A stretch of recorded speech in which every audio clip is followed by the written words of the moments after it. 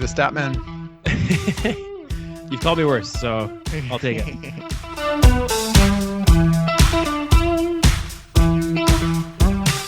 Greetings and welcome to Wealth Being, where we think being wealthy is about more than just money.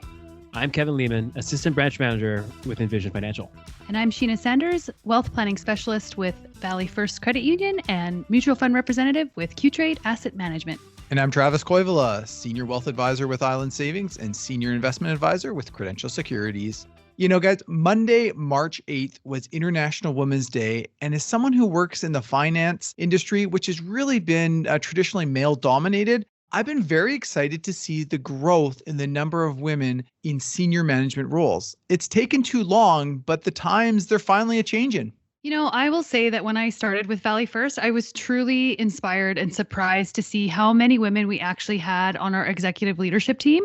I have to say it's one of my favorite things about working for the credit union. I think it's 6 out of the 11 people on the executive leadership team are women. And I'm very happy and excited to see that shift is actually changing within my meetings that I'm having. Yeah, I would say I've got a similar experience to you, Sheena. When I first joined First West, it was a bit of a pleasant surprise to see how many women were in executive level positions. I think I had always just pictured every financial institution to be sort of a old boys club. And personally, I've really benefited as a result. In the Envision region, both of our assistant vice presidents of retail banking are women. There's Tamara Hensby and Mindy Sidhu, and both have actually acted as official mentors to me during my career. And honestly, I would not be where I am today without them. They've really taught me a ton. And there's another First West woman who has been teaching me a lot lately, which is our very own Sheena Sanders.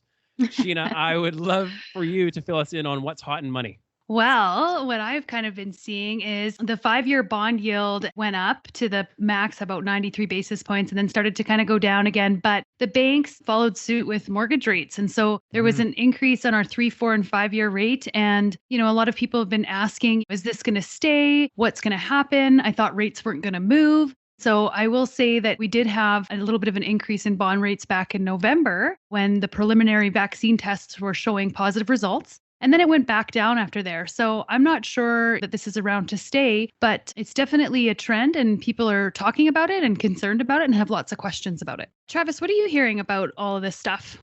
Right. The bond rate actually has an impact on clients' portfolios. So most clients will have some form of balanced fund in their portfolio. And what that means is 60% of the investments are in the stock market and probably 40% are in this thing called the bond market. And when bond rates go up, bond values go down. And so it's kind of a negative for the portfolio. Also, all these tech companies that have done really well and companies that are really growthy don't do as well when interest rates are going up. They're borrowing money and they're not paying any dividends. So that has a negative effect on them. So when the bond rate went up, you saw tech companies pull back in value. They had a bit of a sell-off, whereas like dividend paying companies actually did okay through it. Kevin, what are you seeing out there?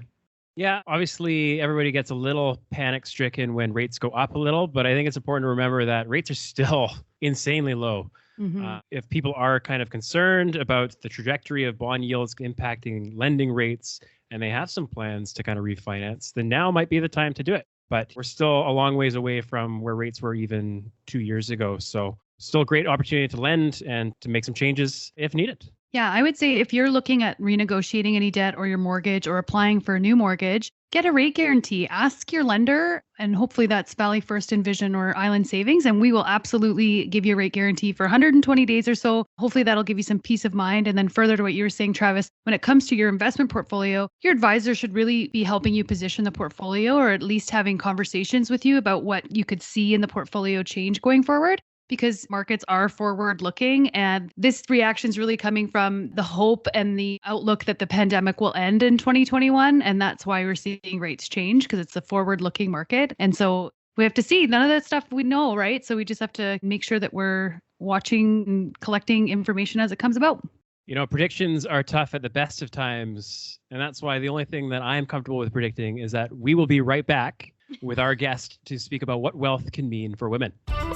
Wealth Being is produced by First West Credit Union, one of Canada's leading credit unions providing personalized advice, competitive day-to-day banking, and relationship-based wealth management through 4 community-based divisions: Envision Financial, Valley First, Island Savings, and Enderby and District Financial. Mutual funds, other securities, and securities-related financial planning services offered through Credential Securities, a division of Credential Q-Trade Securities, Inc. Credential Securities is a registered mark owned by Aviso Wealth, Inc. All right, welcome back. And it is now my great pleasure to welcome to the show Angela Brown. Angela, welcome. Thank you so much. Great to be here, Kevin. Now, Angela, you're the head of brand engagement and storytelling at First West Credit Union. And I'm sure our listeners are wondering what your day-to-day is like. Well, there isn't really a day-to-day that I could say is repeatable because every day seems to be a little bit different. But my portfolio involves the marketing team, the communications team, our community investment, I call them the Department of Good Things, and our facilities group. So any way that people would engage with our brand is probably in my wheelhouse. So whether that's bricks and mortar, a community event in a branch, as I said, or through digital advertising or web experience. And I have a phenomenal team that helps in each of those, and they're all experts in those areas. I think you might have the coolest job title that we have to offer here. So that's really awesome. Now, at the beginning of the show, Travis mentioned that there are more women today who, like you, hold senior management positions. What was your journey to leadership like? Yeah, it sort of reads a bit like a book in that chapter 1 was the time I was in the media. So I was radio, television, did a lot of that work. The odd time got stuck covering a sports story, knew nothing about it, but tried to make the best of it. So that was really, I think, a lot of good learning, though, really foundational stuff. So the next chapter of my career was in insurance. I worked for a large insurance company in both their public affairs and media relations area, as well as in the insurance business itself. So again, a lot of really interesting learnings from that time. And then the next chapter was financial services with a marketing lens, marketing and communications, but really being involved in the financial services sector for the last couple decades. And what I find so interesting about that leadership journey is that I put every one of those careers to use every day, things that I've learned from each of those chapters. And I think that's how you go along the journey is you never sort of get to a spot along the journey and drop off something. You bring it with you.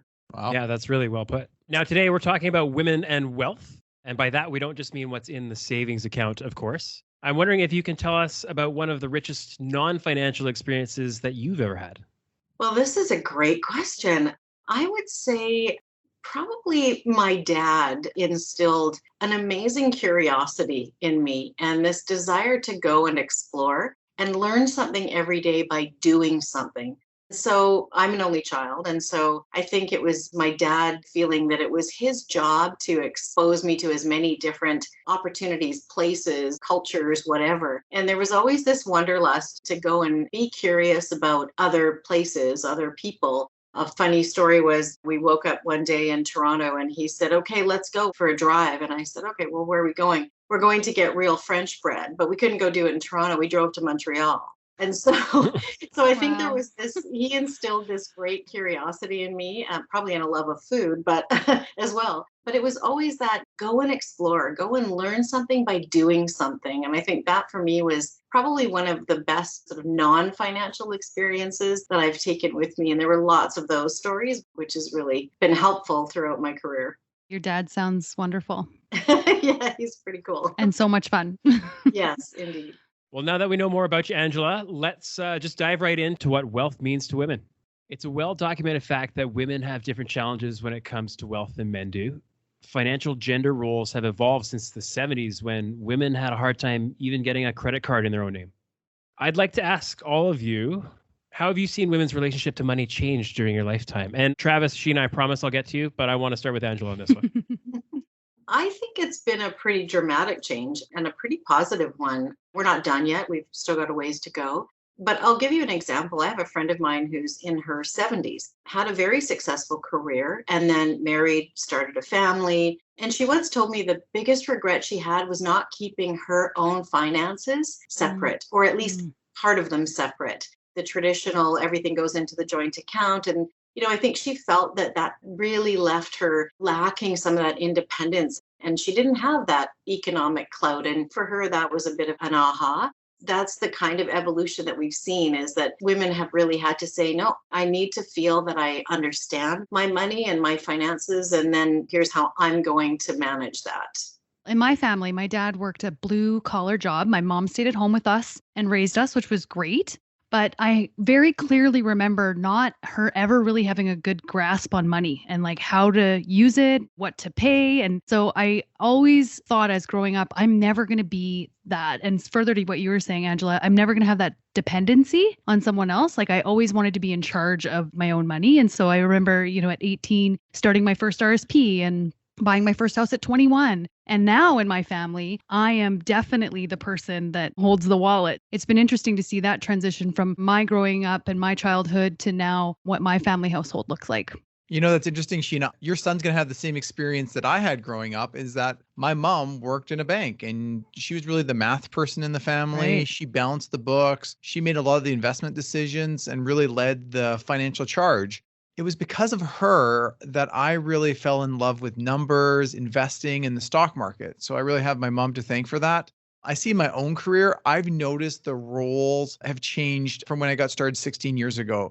Typical meeting 16 years ago, husband would do most of the talking and the wife would have the ultimate veto power. Now, more often than not, I have to make sure I'm even talking to the husband because the wife is the driver of the finances. So I've definitely noticed a shift in behaviors and roles and everything to do with money. Kevin, would you agree? Yeah, I've seen that trend a lot as well in the appointments that we've had at the branch. Both my parents growing up, they worked full time, but there was a clear difference in income. My dad made much more than my mom, much more sort of opportunities to grow in his career. And then obviously when they divorced, it made things a little more complicated for her, in terms of qualifying for a mortgage in her own name, being able to kind of provide for us without a secondary income, so to speak. One of the things, Travis, that you said that really resonated with me was just around who does the talking or who's in the appointments and who used to lead the conversation, and now it's changed. And as a marketer, I will tell you that we know that a lot of times it is female head of household who is making the final decisions, right? So you're absolutely right. That's changed dramatically. Oh, absolutely. Yeah. Now, obviously, the trend of women being in control of their own wealth is becoming a little more positive, but there are still factors that women need to think about differently than men. Starting with financial wealth, I'm thinking let's look at some things women can do to minimize or eliminate some financial concerns. So the big one, obviously, is income. Specifically, what might women do to address earning disparity? According to Statistics Canada, in 2018, female employees aged 25 to 54 earned 13.3% less an hour on average than their male counterparts. Obviously, that gap is narrowing a little, but that's still only 87 cents for every dollar earned by men, attributed largely to distribution of women across industries and a higher participation in part-time work. What are your thoughts on that, Sheena? Oh man, I'm glad you came to me first. You guys can just sit back and relax because I've got a lot to say about this. I am obviously a woman in finance and I'm a financial planner. So I see the ways that this impacts people long term. And I'm also a little bit of a feminist. So I'm just going to try to keep this not heated. First, I would like to say there's this story that's kind of going around LinkedIn right now. And it's a dad has gifted his daughter this old car and has told her, take it to the pawn shop, but take it to the used car lot, see what it's worth. So she comes back. She's like, oh, the used car lot will give me $1,000. Pawn shop will give me about $100. They said it's a piece of junk. He said, well, go over to this car club and see what it's worth. So she comes back ecstatic because the car club knows that this is a rare Nissan Skyline and it's worth $100,000. So my first thing is know your worth. I will tell you, I've worked with people that actually specialize in helping women identify their worth and also being able to ask for their worth by comparing it to other statistics and somebody else of maybe a different gender that is applying for the same job.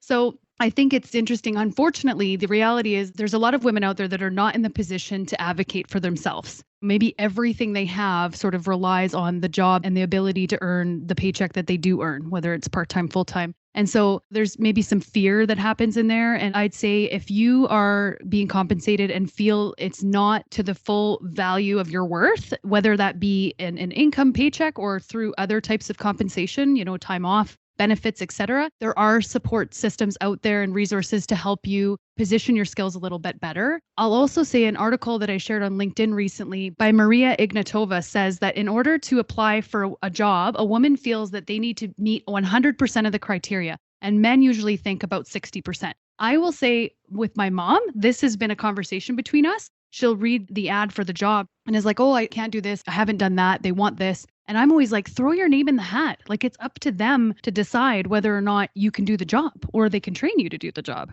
This shows that women do a very thorough job at vetting potential roles, but maybe they're a little bit too thorough. Most employers hire for attitude, not Yes. skill set anyways. So if you got a Yes. great attitude, get out there and get your name in. Don't worry about clicking all the boxes. If you're someone that gives you your best every day, they're going to see that and they're going to want to train you and get you the rest of the skills. 100%, Travis. I think never once in my career did anyone ever say, hey, can you do that? I always said, absolutely, even if I had to go figure it out. Yes. Right? I love that. You want to at least have a seat at the table. I think Keanu Reeves has a funny story about in the acting industry, they always just teach you to say, you can do this, because most of the time, like, oh, can you play a guitar? Yeah, I can. You never end up having to play a guitar. And one time they asked him, can you cliff dive? And he said, oh, yeah, absolutely. And then fast forward on set, they were going to make him cliff dive. And he had to admit that he didn't, and they taught him and it all worked out. What that really shows, though, is women aren't really pursuing stretch opportunities. There is lots of data and research done on the idea that we actually, as women, reach our highest income potential at a different age than a man does. And so that really... Yeah, for women, I think it's like 44 and a man's 55. What happens there is that women actually can't save as much. And we all know the power of compounding and time when it comes to financial planning. Absolutely. I agree. And one area that I know women are unfairly punished is with maternity leave. You take some time off to have your kids and raise them. And in that time, you're not able to advance your career. You're also missing out on income earning years. A coworker of mine, his wife is pregnant right now. And her boss promoted her now so that when she came back from maternity leave, she didn't miss anything. Yes. And so that is so great. I was so encouraged by that. I do worry with this pandemic that it might set some women back in the workforce. Many needed to take time off because they were now teachers. They're now daycare workers for their kids. And so there's studies right now that women's stress levels are much higher than men's and exhaustion levels because they're wearing so many hats. I think a lot of that comes down to just normalizing things like paternal leave and just having more accountability and responsibility on the men in the relationship to be at home with the kids for sick days or for homeschooling, that sort of thing. I don't have the answers to those things, but I don't think any of this stuff changes without a real shift in mindset where we normalize some of that stuff. And we're inching towards some parity, but we have a long way to go. Angela, what do you think?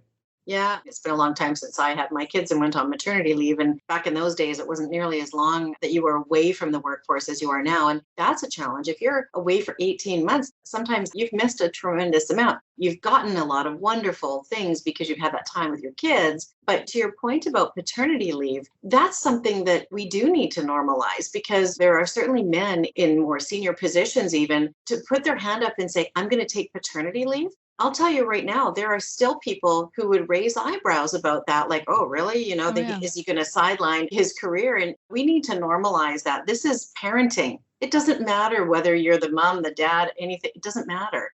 I love the example that you gave, Travis, of a company promoting someone prior to a mat leave just to make sure that they didn't end up coming back with some detriment. One of the things we know with job seekers, especially a younger demographic, is they will look in your kitchen cupboards. They want to know, what is the construct of your organization? Who's leading your organization? Who's around that table? So you need to be able to walk the walk, right?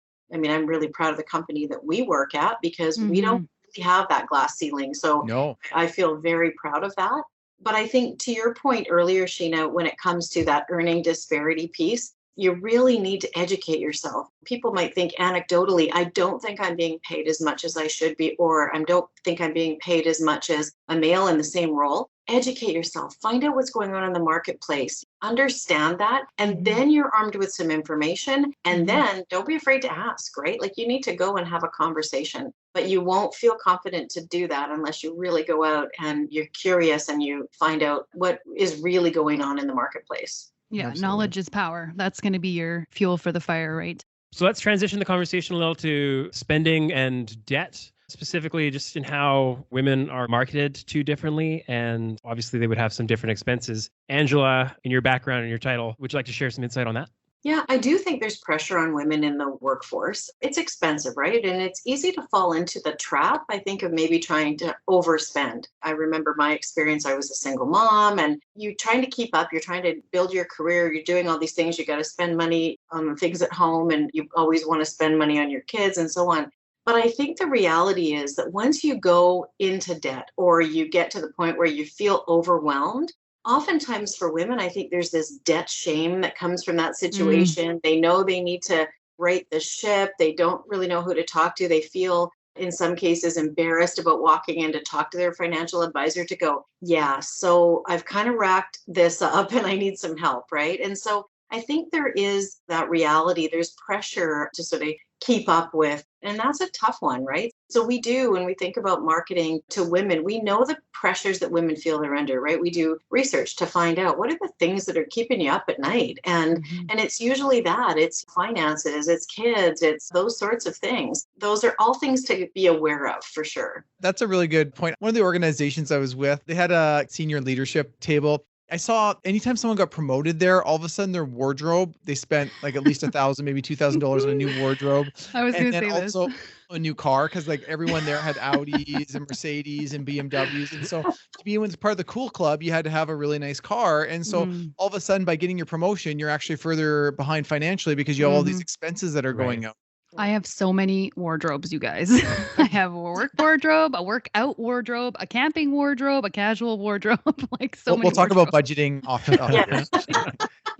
Having that culture of maybe we're not showing our wealth all the time at your company. You have nice things, but you're not forcing people to all of a sudden saddle with a huge car payment and buy a whole bunch of new clothes just because they're promoted. Those are my thoughts.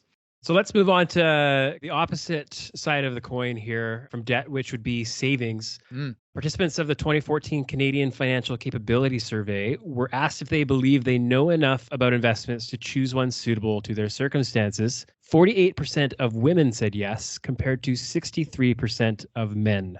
This is one where I really don't see any intimidation about investing for my clients, although this might be because I'm dealing with more women who have had life experience and their confidence is probably grown over time. I have found that men try to use money as a yardstick. So, they're talking to their buddies and like, how much did you make last year? I made this. It's kind of like this measuring stick, and the person who made the most wins. Women use money as a tool. I want to Mhm. retire. I want to maintain our lifestyle. We want to help the kids out. In general, more goal focused. And there's actually a study by the Motley Fool that shows women are better investors. On average, women earn 1% more a year than men. That doesn't seem like a lot, but 50 years of an investment horizon, that turns out to be 64% more wealth. Wow. So I really like the goal focused approach. This is not blanket statement, but in general, this is where I see things. Sheena, what are your thoughts? Yeah, I think investing intimidation would be more of a life stage thing. Like I remember being 18 and going in the first time into the bank and left there feeling like I was 1 inch tall, Yeah. unfortunately. But I do have friends that are single women. And I believe that this is further magnified if you are a single woman or a one income household. So I've definitely had members over the years that have come in with investment instructions from their dad or grandfather. It's actually quite funny because my grandfather told me to buy this. And of course, Can't it's go like, wrong, right? Yeah. yeah. Grandpa So knows. that seemed to be more common amongst like the baby boomer generation. But I think Gen Y or millennials and the Gen Z, I see a clear difference in these generations of women really taking the lead on finance. Knowledge is power again, and more specifically, application of that knowledge. And although investing seems intimidating, it can certainly be complicated. You do have the ability to learn the basics. There's tons of resources out there and understand the concepts that will really help you make educated decisions. Yeah, I'd agree with that, Sheena. There's been lots of progress, obviously, with women feeling more confident with, investing and saving. But I think we, as a financial institution, we really should continue to focus specifically on the challenges in areas that women face. So you mentioned it earlier, but someone's situation plays a big role here. Are you single? Are you with a partner? Do you live alone? Do you live with somebody? Do you share expenses? Do you divide everything down the middle? Like all of those things. But if you are single, it's often tough to save. And so you can't even imagine yourself thinking about that investing conversation. So I think one of those things is just that idea, start small. And then you're probably less intimidated to start a little bit every month and see where that goes and then get some good advice, right? Mm-hmm. Absolutely. Yeah, well put. And super important because it brings us to our next topic, which is retirement. And according to Statistics Canada, on average, women tend to live 4 to 5 years longer than men. And for decades, women have been most likely to live alone after age 65. So obviously that creates a huge impact. Sheena, let's start with your thoughts on this.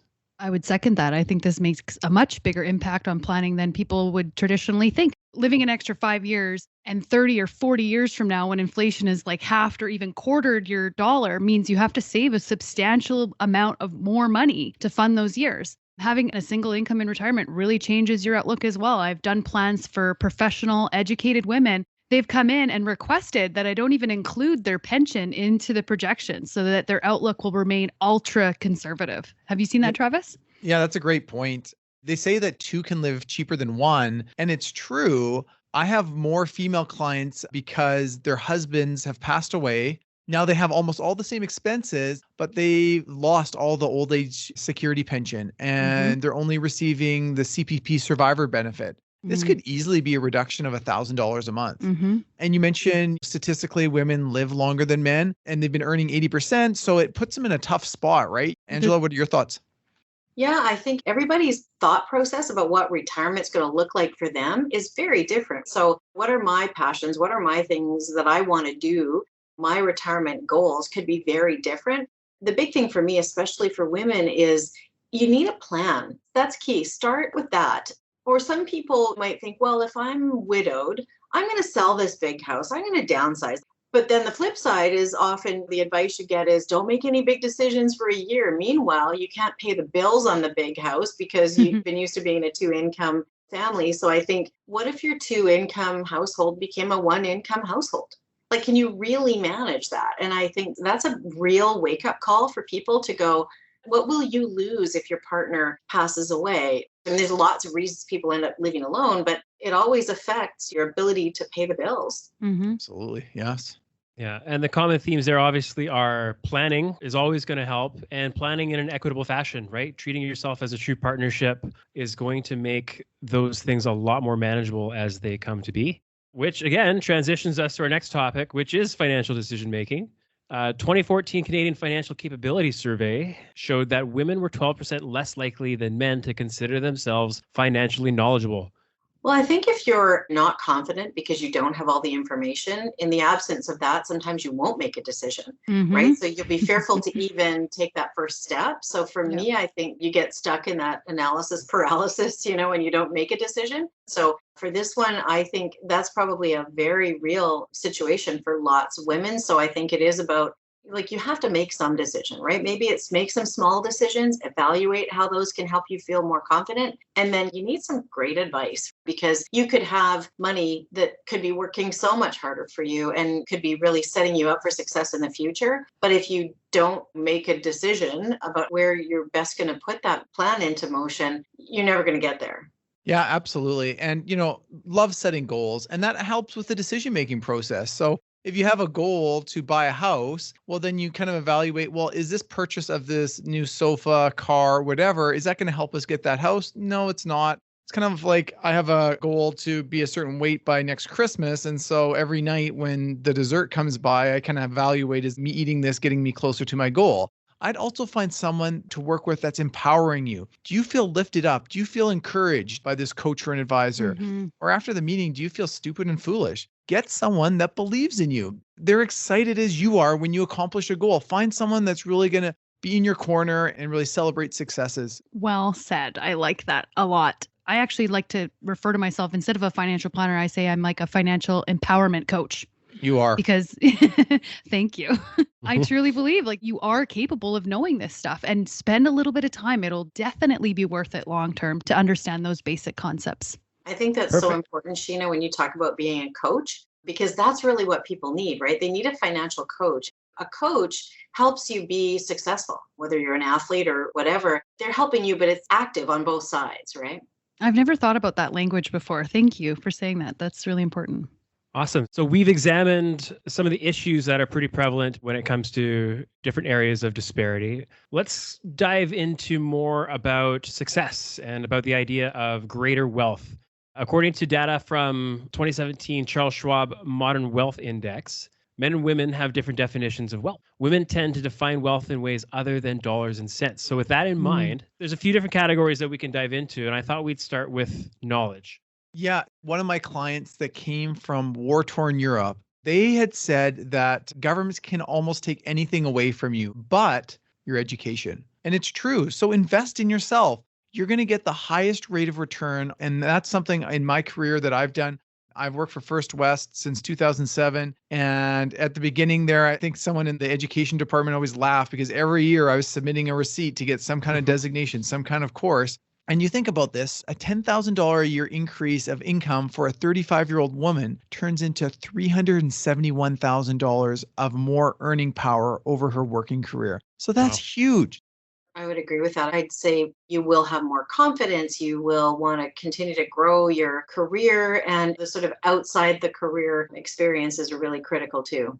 And that's a really good point. And obviously not just as it pertains to income generation. That's a big factor, but just general areas that are important to your life. Knowledge of your finances. We've touched on that. Knowledge of politics or things like vehicle maintenance, which, I'll be candid, I could use a lot more knowledge of myself. The more you know, the less you have to rely on others. And really, at the end of the day, that's a type of freedom unto itself. Yeah. Now, let's talk a little bit about career trajectory, how that can, the different ways that can be fulfilling in terms of wealth. Angela? Yeah, that's a really interesting one. And I would say, how do you even define a career in today's world? So mine might have been a more traditional path, but now we're seeing this incredible remote workforce, the gig worker. So you need to figure out what really makes you tick, I think, and then how you're going to provide for yourself today and into the future. But I think when you look at a career trajectory, it's nothing like it looked 25 years ago, 20 years ago. So we're seeing that on the regular. And I think that's what's fascinating to me is, what does that even mean? And careers look different. Flexibility is key, but there's just so much baked into that. Like I could talk about that one for a long time. Well, I'm going to take it from a different angle, and I'm going to talk about how to advance maybe your career. And one of the big things that I would do is get a mentor. So I would find somebody in the organization, or maybe it's another firm or industry that you really look up to, and you'll see if they'll mentor you. Biggest compliment I've ever gotten is someone asking me to be their mentor. So likely they'll say yes, and you can benefit from their experience, and they're going to be able to guide you. When I first started working in this industry, I had a mentor, and I was able to progress at such a fast rate because I missed all the mistakes that would have sidetracked me. Kevin, what are your thoughts? Yeah, I love that idea. And I'll just go one other step to that and suggest being a mentor. The most impactful mentors that I've had in my career have all been women. I would not be where I am today without all the help that they've given me. And I can speak from my own experience in mentoring as to just how rewarding it is on the other end when you get to have that impact on someone else. So it just goes to that kind of fulfillment piece. If we're talking about greater wealth and measuring wealth in different ways, I think it's important to consider some of those benefits or perks, and flexibility for me is so important. Like I would totally take less income to have more flexibility, especially as a young mom. That is to me worth so much more than a couple dollars more in the paycheck. Let's talk about something that I think is pretty underrated in a lot of cases, which is where social circles and relationships fit into what wealth means to women. Yeah, I think it's so huge. We're social beings, right? We need to fill our cup with our social circles, our close relationships, friends, family, and so on. Never underestimate that. We recharge in those times, in those social circles. That's been different in the last year. But I think we need to really be present in those times when we are with our social networks, because that's where we really get re-energized. And I think then you're a better employee, you're a better parent, you're a better partner, all of those things when you do take that time with those people that really are important in your life. Yeah, I would say too, living a life of service where the knowledge that I've learned in this job, in this role, and the mixed bag of different roles that I've had, like you were saying before, Angela, if I can take that and share it with other people and help them in any way, that to me is wealth. Like I feel so great when I'm able to do that stuff. So I would second that for sure. You know, I see this all the time. A husband is widowed and then suddenly things start to fall apart. You know, he's eating pizza every night and like the place is a disaster. Like bills don't get paid. It's very regular. And his only social circle has really been his wife. And then on the other hand, most of my female widows continue on fine as they have closer relationships with the kids, their siblings, friends, and they can lean on them. So I think it's important to have a circle to keep you balanced. Eating pizza every night is like living the dream to me. That sounds great. That's a big part of my retirement goal. And how You do dare it twice in try your and life. take that You do away it in from me. university, and then you do it, Later on. retired. So there. You just reminded me of my dad had a stroke a number of years ago. And while he was going through the process of sort of getting back and learning how to do things again and so on, we had a really great worker that came in from the hospital, and she said, so what do you guys do for fun? Like, do you play cards? Do you get together with people? Like, dinners, whatever. And they looked at each other. And she said, oh, so you two are your own social circle. And so they kind of looked like they had that guilty look on their face, but they were like, well, kind of, because they didn't have a big social network. They didn't have a big circle of friends. And she said, I'm going to tell you right now, social isolation will kill you faster than most diseases. You need to get out there, meet people, do things, go to the senior center, go to volunteer, do something. But that is so key to how we are successful, I think, in so many parts of our lives. Yeah, for sure. Yeah. Love to get your guys' opinion on how important you feel time and freedom are when it comes to wealth. I think everybody seems to think they want more time and they want more freedom to do what they want. And that's pretty universal. But it's also about knowing that, you can influence this to a degree, I guess, but find things to be grateful for. There are days when you don't have any spare time, plenty of those days, right? But it's sort of understanding that there's so much of that you can influence, but not all of it. I think back to growing up, and many of my friends' moms worked full time, and then they'd rush home to cook dinner. And then after dinner, they'd do the dishes, and then they'd help the kids with their homework, and then they'd pass out in bed from exhaustion. But today you see more balanced household chores lists where each spouse is hopefully helping make the household run. Although I'd still have two friends that neither one of them has changed a poopy diaper when their kids were growing up. I'm sure it didn't create tension in their marriage. So.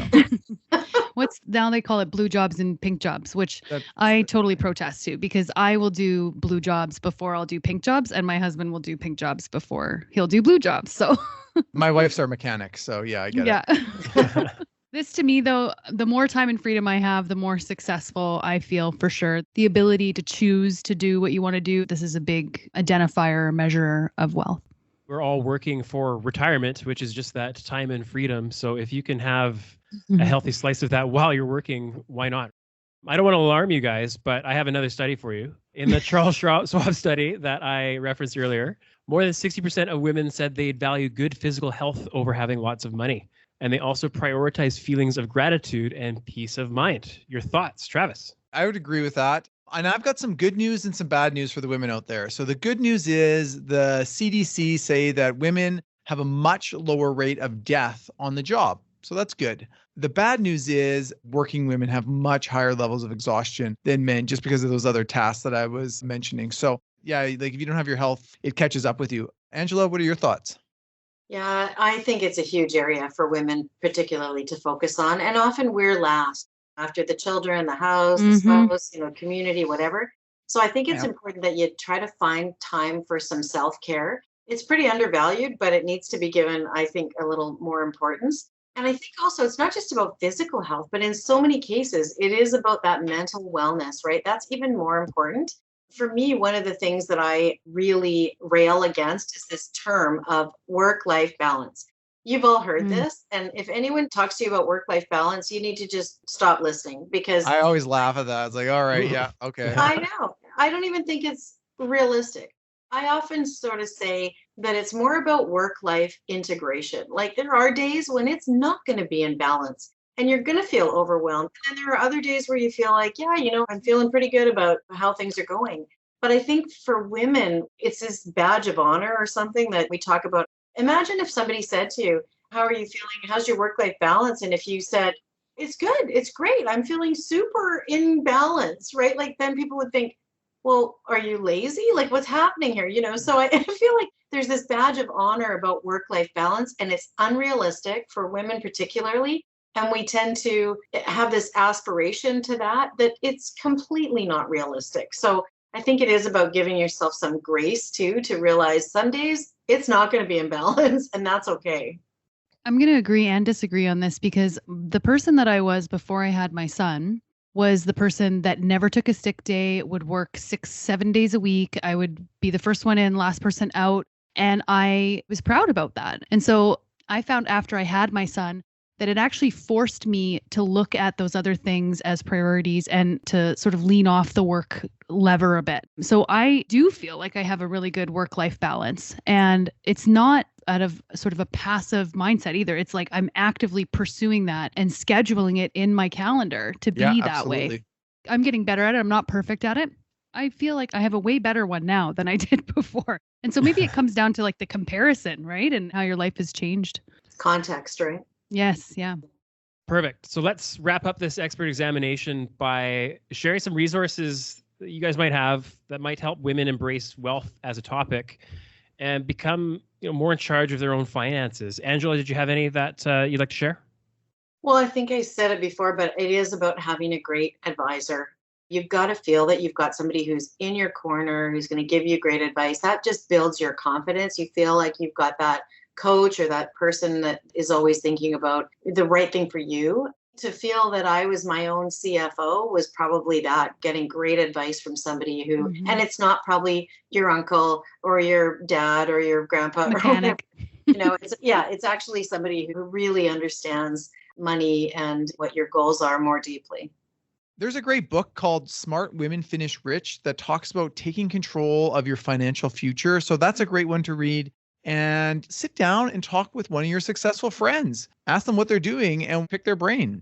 Staying on the book theme, and I would recommend this for anyone, but in particularly for the men listening, it's called Invisible Women by Caroline Criado Perez. It's a highly acclaimed book, and it uses data to highlight the substantial disparities between genders. It's incredibly impactful, and honestly will have you searching for ways that you can make a positive difference with gender equity for sure. Sheena? Oh, I like that. I'll say follow myself or Travis or Kevin on LinkedIn. Angela, are you pretty active on LinkedIn? I'm on LinkedIn. Excellent. I'm pretty active on there as well. And I'm always sharing interesting articles and thoughts. And it comes down to, again, gear yourself with those pieces of knowledge and you'll be able to make better decisions. We're also really happy to curate presentations and live events based on our members and listeners' requests. So if you have something or want to know something more on this, send us an email or a message and we'd be happy to answer it and get in contact with you. Awesome. Well, today's conversation, I think, is a little too big for me to summarize in one sentence.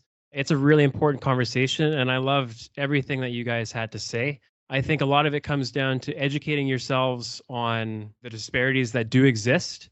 And to Sheena's point numerous times, just knowledge is power, right? We deal with that all the time here at First West in helping getting our members to a better place. And that's it. No jokes today, because this topic certainly doesn't warrant one. And with that, it's time for our financial fix. For those that may be new to the episode, a financial fix is a specific task that you can perform in the next 2 weeks that's related to the episode topic. And Sheena has ours this time around. All right. This week's financial fix is I'm going to encourage you to find an online group, webinar, or live event that focuses on the unique challenges that women face in finance, investing, or in financial planning. Share with us what you listened to, what you studied, and any takeaways that you had. And then also let us know what you didn't get from that resource, because I would love to take that on and be able to provide some more information on that. Amazing. Well, Angela, on behalf of Travis and Sheena, we just want to thank you so much for being a part of this episode. It was a lot of fun having you on. We're just really appreciative. Thanks, Kevin and Sheena and Travis. Great to spend the time with you guys today, and happy to come back anytime. We'll hold you to that. Thank you. And that is going to do it for this episode of Wealth Being. If you're enjoying our weekly advice about helping you improve your financial health, leave us a rating or review via your podcast app. Tax season is creeping closer, guys, and for most of us, that brings questions about how to deal with financial changes over this past year. If you need answers, we have a free Wealth Being seminar on March 25th that can help you feel more in control. The live webinar features a past guest on Wealth Being, Doug Caro, who will be giving more of his simple advice about tax planning. To register for the March 25th event, visit the link in our show notes. We're always ready to provide you with simple advice to help you take care of your own wealth being.